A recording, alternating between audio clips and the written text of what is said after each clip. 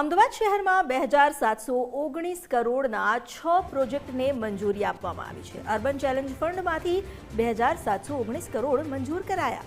PM Narendrabhai મોદીએ આ ફંડની શરૂઆત કરાવી હતી। જૂના અને જર્જરિત ગટર નેટવર્કનું પુનર્વસન કરાશે। ગટર વ્યવસ્થા સ્માર્ટ વોટર મેનેજમેન્ટમાં પરિવર્તિત થશે। ઇન્ટેલિજન્ટ વોટર મેનેજમેન્ટ સિસ્ટમ ઊભી કરાશે। ગ્રીન એનર્જી અને જાહેર પરિવહનમાં પરિવર્તન આવશે। રાજ્યમાં અનેક સેવાઓમાં આધુનિક પરિવર્તન દેખાશે। અમદાવાદના જૂના જર્જરિત ગટર નેટવર્કનું પુનર્વસન થશે। પશ્ચિમ ઝોન માટે ઇન્ટિગ્રેટેડ સ્લજ મેનેજમેન્ટ ફેસિલિટી બનશે। આઈટીએમએસ અને ઓટોમેટેડ ફેર કલેક્શન સિસ્ટમ આવશે।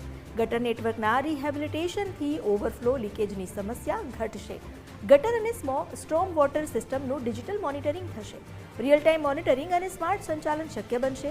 ગટરના સ્લજમાંથી બાયોગેસ અને ગ્રીન એનર્જીનું પ્રોડક્શન થશે। મુખ્યમંત્રી ભૂપેન્દ્રભાઈના નેતૃત્વમાં વિકાસને વેગ મળશે।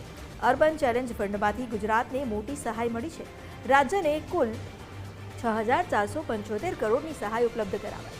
પશ્ચિમ મુખ્ય ગટર નેટવર્ક માટે 852.93 કરોડ ફાળવવામાં આવ્યા છે।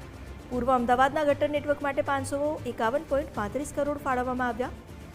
ઇન્ટેલિજન્ટ વોટર મેનેજમેન્ટ માટે 215 કરોડની જોગવાઈ કરાઈ છે, તો 125 ટીપીડીની સ્લજ મેનેજમેન્ટ ફેસિલિટી માટે 479.25 કરોડ તેમજ આઈટીએમએસ અને એએફસીએસ માટે 331.3 કરોડ રૂપિયા મંજૂર કરાયા।